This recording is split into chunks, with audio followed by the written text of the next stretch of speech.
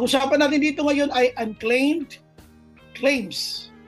Ano ba yung mga kiniklaim natin na hindi natin na natatanggap? So if you have your Bibles with you, buksan natin sa book of Mark chapter 11. Samahan niyo ako sa book of Mark chapter 11. Sa aklat ng Marcos, kapitulo 11.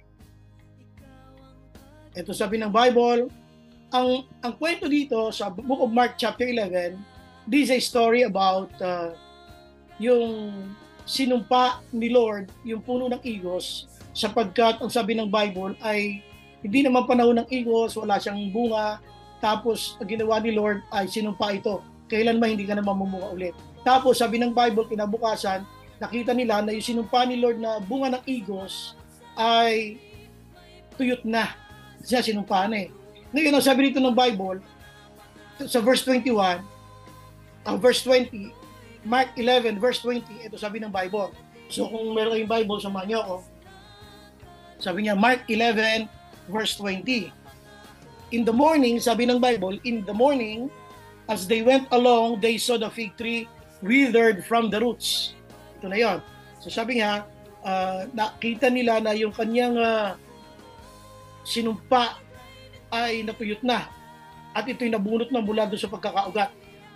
Ngayon, naalala ni Peter yung pagkakasumpa na yun ni Lord doon sa puno ng igos. Peter remembered and said to Jesus, Rabbi, look, the fig tree you cursed has withered. Yung iyong sinumpa na puno ng igos ay nalanta na, natuyot na. Ang sagot ni Jesus ay, have faith in God. Jesus answered, truly, sabi nga dito, some early manuscript, ang sabi dun ay, if you have faith in God, kumbaga, it is going to happen. Pero dito sabi ng Bible, Jesus answered, I tell you, if anyone says to this mountain, go, throw yourself into the sea and does not doubt in their heart, but believes that what they say will happen, it will be done for them. 24. Therefore, I tell you, whatever you ask for in prayer, believe that you have received it and it will be yours. Ano? Yun ba ay talaga nangyayari? Kaya nga sabi niya, sinasabi ko sa inyo, ano man ang hilingin sa panalangin, sabi niya, ay manampalataya ko na marireceive ito at ito nga ay mangyayari at ito mapapasa inyo. And when you start praying, pag kayo mananalangin, if you hold anything against anyone, kapag ikaw nananalangin, pag meron kang galit o sama ng loob kahit na kanino, sabi niya, forgive, magpatawad ka. Sabi niya, so that your Father in heaven may forgive you your sins. So ito, kaya ako gustong pag-usapan ay anong kinalaman ng pagpapatawad sa pananalangin. Tapos, is it really true na nung sinabi dito ng Bible na whatever you ask for in prayer, it is going to happen. Alam nating lahat, marami na tayong claim. Pero yung iba hindi pa nangyayari. Why is that? Alam nating lahat, kung claim at claim din lang sa pangako ng Diyos, at claim din lang pagdating doon sa pangako niya sa ating mga hinihingi, marami na tayong claim. Pero ang totoong karanasan natin ay hindi natin ito nararanasan lahat. Question, why? Merong mga unclaimed claims. Yun ang pag-uusapan natin. Why is it that there are unclaimed claims? Kumbaga, hindi natin na-claim yung dati nating claim. Hanggang ngayon, hindi mo pa rin nakiklaim yung claim natin noon pa. Ano ba pinagpe-pray mo noon? Bakit wala pa? Bakit yung ibang panalangin mo may sagot? Bakit hindi lahat? So meron tayong mga panalangin na para bang may natitira pa, may naiiwan, hindi mo ma-claim. Unclaim yung mga claims mo noon. So why? Bakit nangyayari yun? Yun yung pag-uusapan natin ngayon. So before we start, shall we bow our heads please? Let us pray. Let's ask the Lord to guide us. Father, we are so thankful for tonight. Salamat po Panginoon sa opportunity na kayo Panginoon ay mag-aral ng mga salita. Thank you Jesus for your word. Thank you for giving us the opportunity to be a part of this Wednesday word. Alam namin Panginoon na alam mo ang aming kakayanang physical, iba sa amin ay pagod, iba sa amin Lord ay nahirapan. Pero Lord, because of your grace, you're able to be strong at magkaroon ng oras para Panginoon sa pag-aaral ng mga salita. I-bless mo Panginoon ng bawat sa amin, naman ang mga ginagawa ngayon. Panginoon, tulungan mo kayo makafocus this moment. Hayaan mo Panginoon lahat ng aming mga isipin, lahat namin gagawin ay maisantabi namin at may focus namin ang aming sarili. yung aming buong pagkatao sa iyo po lamang, Panginoon. Maraming po salamat kung pala po bawat isa, kayo po ay siyang manguna, Panginoon. Salamat. We invite your Holy Spirit, Lord. Please, Lord, be with us. Salamat po. Kayo po magbigay sa amin ng enlightenment, ng encouragement, Panginoon. At higit sa lahat, Panginoon, kaunawaan ng maayos sa iyong mga salita. Salamat po, Lord. This all we pray in Jesus' name. Amen and amen. Okay. So, usapan natin unclaimed claims. Bakit mayroong mga unclaimed claims tayo? Yan. So, ang unclaimed claims ay, una-una, sabi ni Lord, uulitin ko yung kwento. Itong kwento kasi na ito ay nakita natin na si Pedro kasama ang mga iba pang alagad, nakita nila yung puno ng igos. Kasi yan, mababasa nyo ito sa ibang bahagi ng gospel. Mababasa nyo ito sa ibang, pag sinabing bahagi ng gospel, makita nyo ito sa iba, Mateo, Marcos, Lucas, at Juan. May kwento rin tungkol sa ganito, yung pagkakasumpa ng puno ng igos. Pag nakita nyo yun, ang tawag doon ay synoptic gospel. Ibig sabihin, kinuwento sa isang aklat ng gospel ng Mateo, Marcos, Lucas, Juan, pero nakita niyo pa rin sa ibang mga aklat niya. Ang tawag doon ay synoptic gospel. Yung synoptic gospel na yan ay, kaya iba-iba yung mga pagpapahayag ng kwento nila kasi iba-iba yung kanilang mga nasaksihan. Ibig sabihin, nasaksihan ng isa yung kapangyarihan ng Diyos. Ang isa naman, nasaksihan niya yung pagkakaroon natin ng Diyos. Tapos pagkadating naman kay Mateo, ang pinapatunguhan ng kanyang ebanghelyo ay yung si Jesus bilang tao. Pag pinag-usapan natin si Juan, si Jesus naman bilang Diyos. Kumbaga kaya may synoptic gospel. Ngayon, gusto kong pag-usapan natin, dito sa Mark, mayroong claim ang mga Christians na sinasabi ng Bible, therefore, whatever you ask for in prayer, claim it. Yung verse na yan, gasgas na gasgas yan. Ang dami nating mga nagkiklaim dyan, pero hindi natin totoong nararanasan ng lubos. Bakit? Akala ko ba, Lord, whatever I ask for in prayer, it is going to happen. Bakit yung sa iba nangyayari? Bakit sa akin hindi? O sa akin, bakit hindi lahat? Bakit hindi lahat nangyayari? Bakit meron ako mga unclaimed claims? Ito yung pag-usapan natin. Ito yung isang masakit na katotohanan na dapat nating maunawaan, yung binanggit dito ng Bible sa verse 25. Sige, verse 25 muna tayo ha. Tingnan natin verse 25.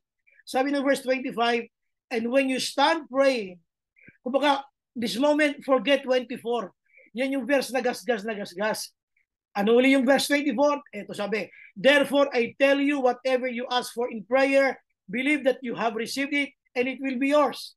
Kaya nga, sabi niya, sinasabi ko sa inyo, ano man ang hingi sa panalangin, maniwala kayo na ito matatanggap ninyo at ito ay mangyayari sa inyo. Alam nyo, halos lahat ng Kristiyano alam yata itong verse na to, pero ang dami pa rin Kristiyano naghihirap.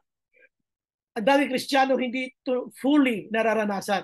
Pero gamit na gamit itong verse na to. Why is it that is happening? Bakit ito ay nangyayari? Because of 25. Kaya hindi natin yung maranasan. Ano yun? Sabi ng 25, and when you stand praying, tandaan po ninyo pagkatapos niya tapusin sa period, yung 24, meron siyang sinabing end.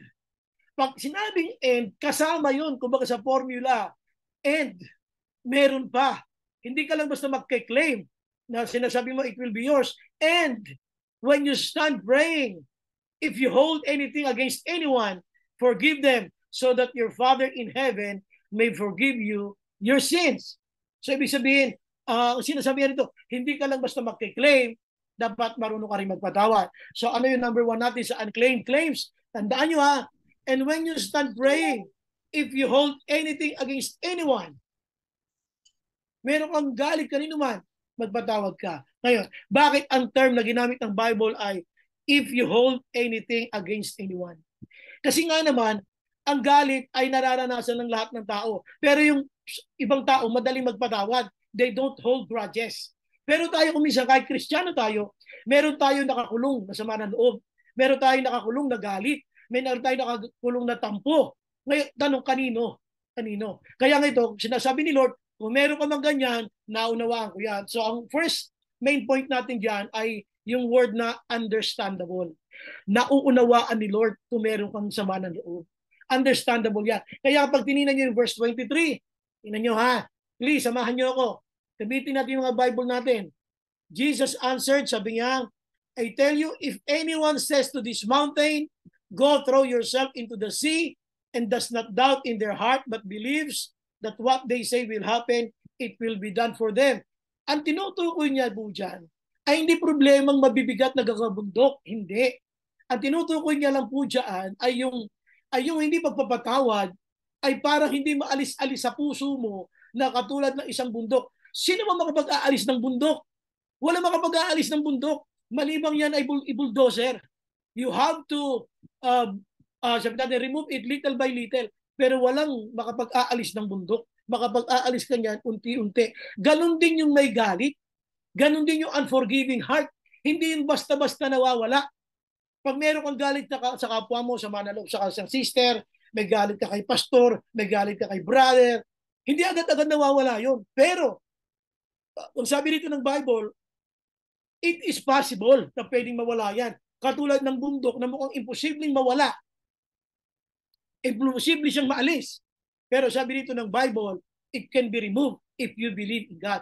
Kaya nga, pagdating niya sa 24, tinan niyo 24 ha, therefore, so itagturo na, therefore, kinunclude niya, therefore I tell you, whatever you ask for in prayer, sabi niya 24, believe that you have received it. Anong tinutukoy niya dito? Tandaan niyo ha, ang tinutukoy niya dito ay pagpapatawad. Uulitin ko ha, sa 24, ang binabanggit niya dyan ay pagpapatawad. Kaya pagdating dito sa 25, and when you stand praying, pag nananalangin ka, if you hold anything against anyone, forgive them. So, ang sinasabi lang ni Lord, if you hold anything against anyone, it is something that is happening to us, to Christians. So, dapat maintindihan natin na kung meron ka mang karanasang masama ang loob mo, nagalit ka, na parang hindi ka pa nagpapatawad, that is understandable. Now, kung baka naunawaan ni Lord, but God said you have to forgive. Kailangan natin magpatawad. Naunawaan niya kung may sama ka ng loob, naunawaan niya kung may tampo ka, naunawaan niya kung may galit ka, pero sabi dito ng Bible, we have to forgive. Now, tingnan niyo yung 25. And when you stand praying, para sa mga bagong pasok ha, Mark chapter 11 tayo, verse 23 to 25. So 25, ito sabi ng Bible, and when you stand praying, if you hold anything against anyone, if you hold anything, kahit anong kaperasong sama ng loob, kahit anong kaperasong galit na nagdahilan para hindi ka magpatawad, ang sabi niya, forgive them. Forgive them.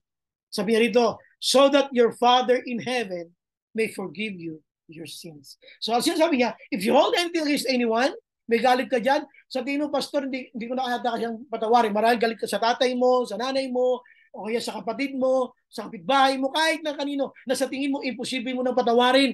Yun ang sinasabi niya rito na katulad dyan ng bundok. Sabi niya, sabihin mo sa bundok na ito na malis ka yan, tumalong ka sa dagat, which is impossible. Wala naman talagang bundok na maaalis mo. Pero katulad dyan ng pagpapatawad, if you believe in God, you can also forgive. Sa tingin mo lang hindi mo kayang patawarin. Pero alam niyo ba, bakit yung mga nasa jail, nasa mga kulungan, bakit nag-uiyakan yung mga maton pagka nangangaral ka ng salita ng Diyos? Because they feel the love of God. Once your heart is filled with the love of God, wala kang gagawin kundi matunaw sa pag-ibig ng Diyos at matunaw ka ng pagmamahal ng Diyos. So walang pusong matigas. Sabi nga ni FBJ, walang matigas na tinapay sa mainit na kape. Ha? Walang matigas na tinapay sa mainit na kape. O igalo naman kay Lord, walang matigas na puso sa presensya ng Diyos.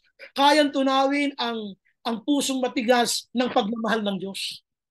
Kaya nga kung may galit ka, sabi niya rito, try it. Have faith in God. Huwag kang bumasi sa iyong kakayanan na magpatawad. Have faith in God. At kung meron ka mang nararamdaman ganyan, that is understandable. One of the reasons why we don't claim, we are not receiving what we are praying for because of that unforgiving heart. Paano magpapalain ng Diyos? How the Lord can answer your prayers when every time na ikaw ay mananalangin, inaalala mo yung taong galit sa iyo, akala mo ba naalala mo lang yun? Akala mo ba yung taong kinainisan mo, dumaan lang sa isip mo yun? Pinaalala ni Lord yun para magpatawad ka. Pinaalala niya para magpatawad ka, kaya patawarin niyo na ako kung may magalit sa akin dyan para pakinggan ng Diyos yung mga panalangin niyo. Ay, patawarin niyo na ako dyan ha. Kayo na mga pinipilit kong lumitaw sa Wednesday word. Ha, patawarin niyo na ako, sumasama ang loob niyo sa akin. Ang sa akin lang naman dito, tayo magsama-sama pag Wednesday. Okay? Now, ngayon, sabi dito ng Bible, hindi lang yung word na understandable. Tingnan niyo 25, verse 25. Sabi ng verse 25, ito ha. Tingnan niyo yung Bible niyo. And when you stand praying, if you hold anything against anyone, grabe yung word, anything against anyone. Kung meron kasama ng loob na kahit na anong galit sa kahit na kanino, wow, kahit na kanino. It could be a member of the family. This could be a person that is so dear to you. Pwede itong office mates, pwede itong church mates, pwede itong leader mo sa discipleship, pwede mo itong leader sa cell group. Ha? Pwedeng galit ka doon sa pastor. So sinasabi lang niya dito is, if you hold anything against anyone, forgive them. Tapos sabi niya, so that your Father in heaven, tingnan niyo ha, pag nagpatawad ka, so that your Father in heaven may forgive your sins. Para din naman, sabi niya, yung iyong panalangin ay pakinggan ng Panginoon. E paano pakinggan ng Diyos yung panalangin natin kung hindi naman tayo magpapatawad? So how can the Lord forgive us? Kung tayo naman ay hindi naman nagpapatawad. Number two, why there are unclaimed claims? Sabi nga natin, understandable, naunawa na ni Lord yun. No? Number two, yung tinatawag ko na unhearable.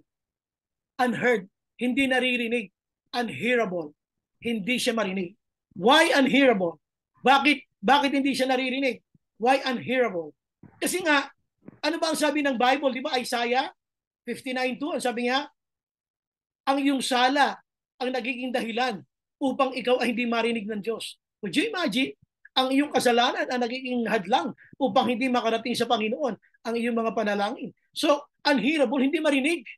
Kaya, kung ikaw ay may galit kay brother, kay sister, so kasamahan mo sa bahay, kasama mo sa trabaho, anong prayer gagawin mo? Kahit maglupasay ka, kahit sugatan mo yung sarili mo, kahit magpagulong-gulong ka sa abo, kahit punuin mo yung katawan mo ng mertayulit, kahit anong gawin mo, hindi ka pakikinggan. Kaya, dahil hindi pinakinggan, anong sagot ang inaasahan mo? Kahit anong claim ang gawin mo. So it is a command that we have to forgive.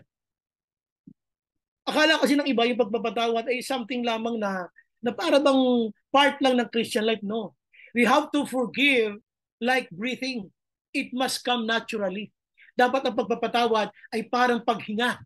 Dapat ito ay natural nang dumadaan sa buhay natin. Ganun ang pagpapatawad. Hindi yung galit ako sa iyo, after 5 years pa kita patatawarin. Ganon? Yung mga panalangin mo, hindi after 5 years mo ulitin, dahil tsaka hindi pakikinggan yan, yung sinasabi natin unhearable. Hindi siya marinig. So pag hindi siya marinig, ano yung naasahan mo? Kahit anong claim mo, wala kang aasahan. Kasi nga, wala namang nakarating. Hindi nga nakarating. So, walang napakinggan, walang narinig.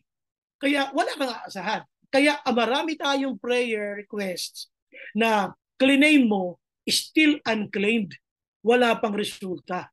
And that is happening. That is, sabihin na natin na boring para sa iyo ang Christian life. Ba't ganun? Ba't sila lang ang pinagpapala? Bakit ako hindi? Bisa nasama ng loob natin kasi bakit sila lang pinagpapala? Lord, bakit ako hindi? So ito yung pinag-uusapan natin. So bakit nagiging sabihin natin na unhearable? Dalawang bagay ang gusto dito gawin sa atin. Tingnan nyo ha. Tingnan nyo verse 25. Ito yung sabi ng verse 25. And when you stand praying, habang ikaw nananalangin, pag may naalala kang may taong kinasasamaan mo ng loob, o kaya may gumawa ng bagay na nagpagalit sa iyo, forgive them. So that your Father in heaven may forgive you your sins. So, ito yung principle ng release and receive. Release them, forgive them by releasing them, and then you will also receive forgiveness from the Lord. Release and receive. Patatawarin ka ni Lord kung magpapatawad ka rin. Hindi ka nagpapatawad. Sabi ng Bible, ang kasalanan ang hadlang para hindi pakinggan ng Diyos ang iyong panalangin. So, paano yung pakinggan? Paano ka mag-claim? O di mag-claim ka kung gusto mo, pero bakit walang sabihin natin na resulta? Nananatili siyang unclaimed. Because there are prayers na sinagot naman ni Lord Willing naman si Lord sumagot Hindi lang natin maranasan. Kasi nga, tayo mismo ay meron dapat gawin, ayaw natin gawin. Tingnan yung sabi ni Lord, forgive them. Pag may naalala ka, o kaya kung katabi mo naman dyan, kausapin mo ka, pasensya na, pinag-isipan kita ng hindi maganda sa suot mo. Ang baduy-baduy mo kasi. Ganon. Ganon lang. O kaya naman, anything na nasabi mo, naisip mo, pangin, you tell the person. At dito sabi ng Bible, forgive them. Kung sila naman na nag-isip sa'yo ng hindi maganda, nakagawa ng hindi maganda, ikaw naman dito yung magpatawad. At ang halimbawa naman, hindi lang yung sinasabi natin na release them, and you will also receive forgiveness from the Father. Kaya tatandaan natin, sabi dito ng Bible ha, huwag lang tayo basta-basta nananalangin. Matuto rin tayo magpatawad, especially those people na nire-remind ni Lord. Kaya ang tanong, kanino ka ba galit? O tanongin nyo kayo, kanino ka ba galit? Kanino ba masama ang loob mo bukod kay pastor? Ano, sino pa? Ha? Kanino ka ba galit? So dito, sabi dito ng Bible, if you hold anything against anyone, kahit na kanino, matuto tayo magpatawad. Kasi magkarugto ngayon, no? And when you stand, sabi niya, pray if you hold anything against anyone, forgive them. So that your Father in heaven will forgive you too. Kaya dapat tandaan natin, huwag mo basta-basta i-claim yung 24 kung hindi ka nakahanda magpatawad. Ulit, pag wala kang balak magpatawad, huwag kang makiklaim ng verse 24. It is not going to happen. Sabi kasi ng verse sa Bible sa 24, I tell you whatever you ask for in prayer. Naku, ito na nga yun eh. Ang dami kong prayer request. Bakit wala pang sagot? Ba't sila lang nagte-testimony? Ba't ako walang sagot? Uy, magpatawad ka muna. Magpatawad ka muna. So sabi natin, ano yung mga unclaimed claims natin, mga pointers natin. Alam naman ni Lord na unawaan niya kung ikaw may sama ng loob. Understandable kanya if you hold anything. Alam ko yon, sabi ni Lord. Understandable. Number 2, sabi nga natin dito, unhearable. Hindi marinig. Hindi siya talaga marinig. Bakit nga? Kasi mayroong kasalanan. Kasalanan kasi ang hindi pagpapatawad. Unhearable yon. So kung walang narinig ang Lord, wala ka i-claim kasi wala nga siyang narinig. At pangatlo, ito na, balik ulit tayo sa verse 24. So 24 at inagyo 24. Therefore I tell you, whatever you ask for in prayer, believe that you have received it and it will be yours. Anong tinutukoy niya yan? Yung nga yung pagpapatawad. Kasi nga, katulad ng pagpapatawad mo, may taong talagang sinira ang buhay mo sa social media. Kaya yung iba nakakaisip na mag-suicide. Yung mga nag-post ka ng picture mo, may nag-comment, sabi niya, ay ang ganda mo naman, para kang natutulog lang. Uy, di siyempre, pambira to, nang bubuli to Hindi kayo makalimutan yon. Tapos, sinundan pa ng ilang mga comment, lalo kang nabuwisit, di ba? Nagalit ka. So dito, nag-create sa iyo ng mga sama ng loob, nag-create sa iyo ng galit, nainis ka, nabuwisit ka, hanggang sa dumating ka sa point na hindi pwedeng ganito. So nag-isip ka na hindi rin maganda laban sa kanya. Kaya sinasabi na nito, hindi mo alam, nagpa-pile up na yung sama mo ng loob, yung grudges mo, dumadami na. Ngayon, para siyang bundok na palaki ng palaki. Kaya ang analogy dito, sabi niya, yung igos na yon, sabi ni Peter, Lord, yung igos na iyong sinumpa, sabi niya, ay tuyot na. Sabi niya, have faith in God. Kasi katulad dyan ng hindi pagpapatawad, imposibleng matuyot. Bakit kanyo? Tingnan nyo ha. Inalimbawa niya rito yung bundok. Sabi sa bundok, have faith in God, sabi niya, kung sabihin mo sa bundok na tutumalong ka sa dagat, meron ba namang tatalong sa dagat na bundok? Wala. Pero kahit yun, kung naniniwala ka, pwedeng mangyari. Ganon din ang pagpapatawad. Yung unforgiving heart, nagpa-pile up yan sa puso. Dumadami yan, kumakarga ng gusto yan, para yung bundok. At sa tingin mo, hindi mo na kaya magpatawad. Sa dami ng atraso niya sa iyo. Mga in-scam ka, niloko ka, mga nakakagalit na ginawa sa iyo, mga pangit na sinabi sa iyo, pinagkalat ka, siniraan ka, kung ano ang pinagsasabi sa iyo. Pero you still hold on to the Lord. Tapos, dumating ka sa point na grabe, parang gusto mo nang gumanti. Kaya ito yung magpe-pray ka, umiyak ka kay Lord, hindi ko to kayang patawarin ng taon to. Lord, minules yan, ito yung anak ko. Lord, maging ako, Lord, kung ano sinabi nito sa akin, Lord, please, hindi ko to kayang patawarin. Ganon tayo eh. Pero sabi niya, if you have faith in God, just like unforgiving heart, it can be removed. Sabi niya, kung i-claim mo lamang, kung maniniwala ka lang sa Diyos, pag yan mawawala, ano yung pangatlo? Tandaan niyo, hindi pwede tayo manalangin sa Panginoon, hindi tayo magpapatawad. Ang tatlong bagay dito, sabi ko nga, una yung understandable, number 2, unhearable, and number 3, unforgivable. Hindi ka talaga ni Lord mapapatawad hanggat hindi ka nagpapatawad ng iyong kapwa. So kung hindi ka pinatawad ni Lord, ano nangyari sa prayer mo? Hindi nakarating. Alam niyo ba, the only glue the only glue that will reconcile the Holy Father with a sinner, with an unholy people, is for forgiveness. Hingi ka ng tawad, Lord, pasensya ka na, Lord, galit na galit ako sa Kanya. Lord, pinatatawad ko na rin po ang tao ito. Unless hindi ka matutong magpatawad, hindi ka magpapalain ng Diyos. Alam niyo ba, kung nag-enjoy kayo sa mga blessing niyo ngayon, Higit pa sana dyan ang mga pagpapala natin kung marunong lang tayo magpatawad. More of blessings that we are receiving today that you should be receiving if you've only learned how to forgive. May mga tao talagang parang maaalala mo pa lang, makikita pa lang mukha, mababangkit pa lang ang pangalan, parang kumukulo na yung dugo mo eh. Pero hindi. You have to choose to forgive. Tapos ngayon, makiklaim ka ng pangako ng Diyos. Ba't walang sagot? Eh anak, nire-remind kita habang nananalangin ka doon sa tao ito, patawarin mo na. Hindi ka pa rin nagpapatawad eh. So please, magpatawad ka. Yun ang sinasabi dito.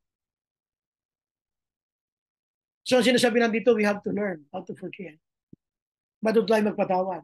Kasi dito, dalawang bakit sinabi nga, yung unforgiving kasi, yung unforgiving heart, it will destroy the Christian. Maniwala ka. It will destroy your relationship with the Lord. It will hinder the blessings of the Lord. And ikaw mismo, you're not healthy. Everything that you do, parang gusto mong pahirapan ang sarili mo. Akala mo lang yung tao humingi ng tawad sa iyo na hindi pinatatawad ay sabihin na natin na natutuwa ka pagka yung parang nahihirapan siya. Totoo niyan eh, ikaw ang nahihirapan. A person that is not forgiving other people is the one, sabi nga, na siyang nakakulong. Tayo yung nakakulong. Hindi naman sila eh. Once you forgive people, you will be released. Kaya dito sinasabi natin, isipin mo mabuti, ano ba yung mga prayers ko kay Lord? Bakit wala pa mga sagot? Bakit hindi ako makapag-claim ng mga promises niya? You check. Meron ba akong people na up to this moment, hindi ko pa napapatawad genuinely? Sino yung mga taong hanggang ngayon ay dapat pinatawad ko na? Ilang beses sinabi sa akin ni Lord, magpatawad ako, pero hindi ako nagpapatawad. Ilang beses sinabi sa iyo ni Lord, pero hindi mo ginagawa. Kaya ngayon, yung mga blessings na dapat sana ay mas marami pa sa blessing na dinadanas mo ngayon, hindi mo maranasan. Kasi may mga tao kang kinaiinisan, nagagalit ka, nangingit-ngit ka. O isipin mo nga, nagpe-pray ka eh, galit ka. Nagpe-pray ka. Dapat ang resulta ng pananalangin, ang resulta ng lagi nakaupo sa presensya ng Diyos, ay yung pagbabago. The more you become holier, dapat lalo tayong mas nagiging banal, the more we become understanding, the more we become unforgiving. Pero hindi. Every time na maalala mo siya, nagwawala ka.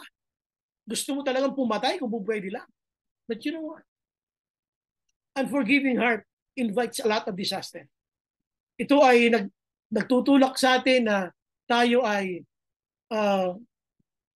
magalit sa mundo, mabuhay ng malungkot, at huwag ayusin ang ating buhay. So, ulitin ko ulit, bakit may unclaimed claims? Unang-una, yung understandable naman yan, naunawaan naman ni Lord yan, pero sabi nga, if you hold anything against anyone, the possibility to forgive is going to happen.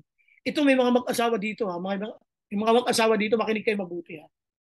Yung mga mag-asawa, o kaya kahit yung mga mag-jowa dyan, kung sino yan may jowa, kapag ang isang issue ay naayos nyo na, humingi na ng tawad si babae, kung siya nagkamali, o humingi ng tawad yung lalaki, si tatay, pagka nagpatawaran na, solve na yun. Wala nang ungkatan sa susunod na issue. Eh nangyari, nagkaroon na rin ng pagkakamali, uungkatin. Ikaw naman, di ka na nagbabaw, nung nakaraan, ang ganyan ka na, ayan ka na. Pwede ba? Wala na ungkatan. Tapos na yun. Settle na yung issue na yun. Settle na yun. So pag tapos na. This is a new issue na uli. Kaya minsan, kaya lumalala, we never learned how to forgive.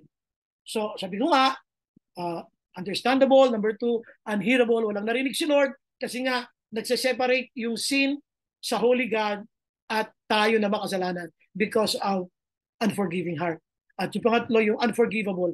Hindi mapapatawad ni Lord tayo, kapag meron din tayo unforgiving heart. How do you think the Lord can answer our prayers if our hearts are filled with unforgiveness? Paano? Sige nga. Ang sabi ng Bible nga dito ay, let us reason together. Ano ba mga problema mo? Mag-usap tayo. Ako nga sabi ni Lord ay, hanggang sa krus ng Kalbaryo, hinubaran ako ng mga taong ito. Pero the very word that lumabas sa kanya, Father, forgive them. So anong ginawa sa iyo? Hinubaran ka na ba nila sa harapan ng napakaraming tao? Sinibat ka na ba nila sa harapan ng maraming mga tao? Ano ginawa na? Chismis lang Ang problema lang natin kay brother, kay sister, marites lang Pero grabe gusto mo nang pumatay. O sabihin natin, sinira ka sa social media. O ano ginawa sa iyo ngayon? Eh si Jesus nga eh. Ipinako mo sa krus eh. Ang lumabas sa bibig niya, Father, forgive them. Alam nyo, kung iisa-isahin mo lang yung mga taong dapat nating patawarin, ang dami mong pagpapalang dadating sa iyo. Kaya ngayon, I'm challenging you. Start counting those people na hindi mo pa napapatawad. And start forgiving them tonight sa inyong pananalangin. And if you can chat them, sabihin nyo lang, pinapatawad na kita, salbahe ka. Oy, pinatatawad na kita, mamatay ka sana. Oh, wag lang ganun ha, walang ganun. Pinatatawad na, susundan mo pa lang ganun ha. Oy, pinatatawad na kita, madapa ka sana. Walang ganun. Walang ganun ha. So, sabi nandito, alam mo, masakit sa akin yung mga nangyari, pero alam mo, alang-alang sa Panginoon, pinatatawad na kita. Kasi ano mo, ang kapalit nun, higit na pagpapala para sa iyo. The more the Lord will bless you kung ganoon tayo sa ating kapwa. Okay, tandaan nyo to ha. Pwede nyo sabihin na, talaga ba? Nakakalimutan ko ba yun pagka nagpatawad ako? Hindi. Hindi. Sabi nga ng isang Christian psychologist, na isa kong professor, sabi nga, nobody has the capacity to forgive unless the Lord is with him. And nobody has the capacity to forget because we can always recall. Walang sino man may kakayanang kumalimot ng nakaraan sapagkat lagi tayo may kakayanang umalala. Kaya lang, because the grace of God will enable you to forgive, kaya dominant yon. Yung pagmamahal ng Diyos ang dominante sa puso mo, kaya yung galit, yung mga sama na loob, weak na siya, nagiging mahina na siya. Lalo na kung binigyan mo na sa paanan ng Panginoon at nananaig na sa iyo ngayon yung pag-ibig na galing sa Kanya. Kaya hindi nga, sabi ko nga sa inyo, hindi totoo yung forgive and forget. You cannot do that. Walang ganun. Unless you deal it squarely, sabihin mo sa Panginoon, Lord, sorry po sa aking mga kasalanan, start forgiving people. So the Lord will bless you for us.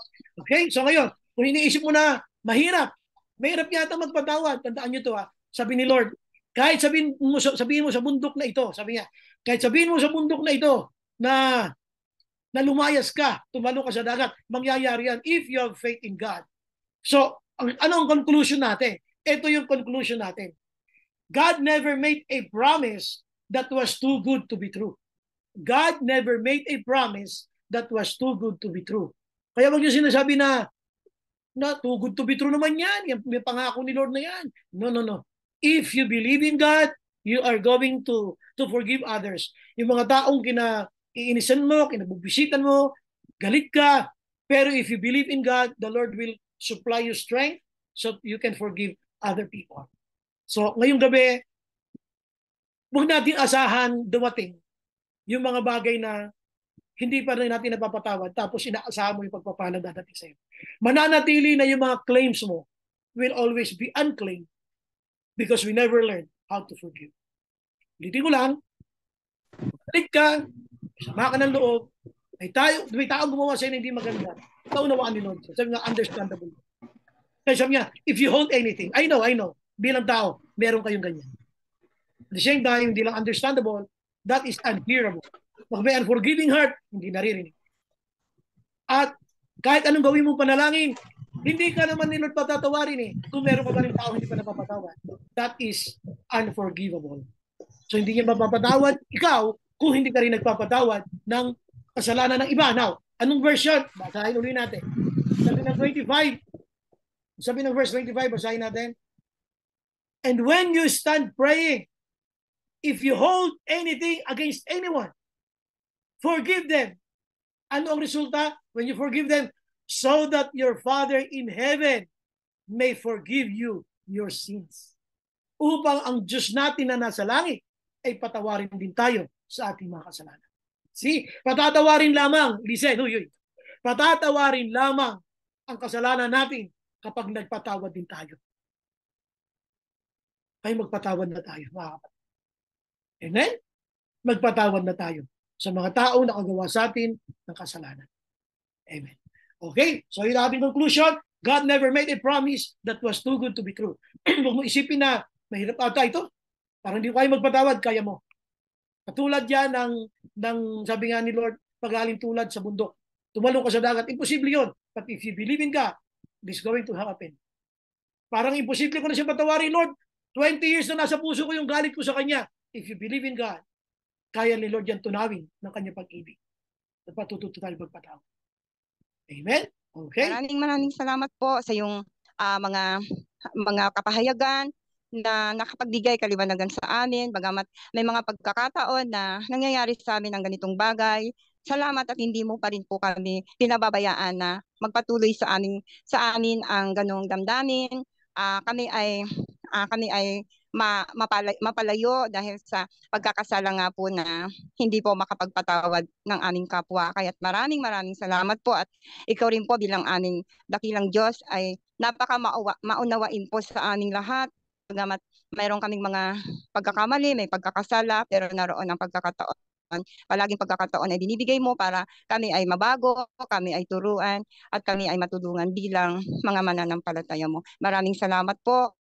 Maging sa aming mahal na pastor na patuloy mong binibiyayaan ng kalakasan, ng kalusugan, at karunungan sa paghahayag ng iyong salita. Maraming salamat sa buhay po na aming mahal na pastor, maging po kay Sister Rose, Lord. Salamat sa kanilang mga buhay na lagi pong nakalaan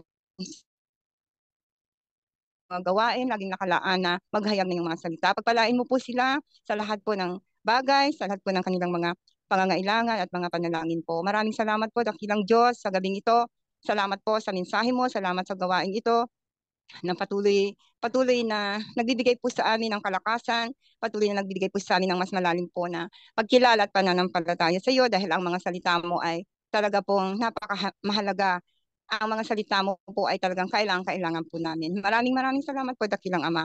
Tinataas din po namin sa iyo ang bawat manggagawa ng JCIWC, ang bawat isa. Lord, thank you Lord sa aming mga puso na patuloy mong binibigyan po ng kaayusan. Ang dalangin po namin ay patuloy mo kaming bigyan ng katatagan, anuman po ang aming mga pinagdadaanan, hindi maging dahilan, hindi maging hadlang para hindi po namin magampanan ang aming mga tungkulin bilang mga manggagawa mo. Ang dalangin po namin, kami po ay yung patuloy na ingatan, ilayo sa anumang mga panganib at kapahamakan, maayos na kalusugan upang Lord, ang aming mga tungkulin ay magampanan namin ng buong kaayusan, ng buong kalakasan at katapatan. Maraming salamat sa iyo, Lord. Samahan mo po ang bawat isa, ang mga manggagawa mo sa JCIWC. Tulungan mo po kami, Lord. Kung wala ka po, hindi po namin makakaya ang lahat. Kaya, Lord, kailangan ka namin. Maraming salamat po sa desire na ibinibigay mo sa aming mga puso. Maraming salamat po, dakilang Diyos. Thank you, Lord. Sa gabing ito, kami po ay nagpapasalamat sa iyo, kami po ay nagpupuri at tinataas ka namin sa aming mga buhay, at sa iyo po ang pinakamataas na karangalan po at papuri. Salamat po, Ama. Ito po ang aming dalangin sa pangalan ni Jesus. Amen po. Amen.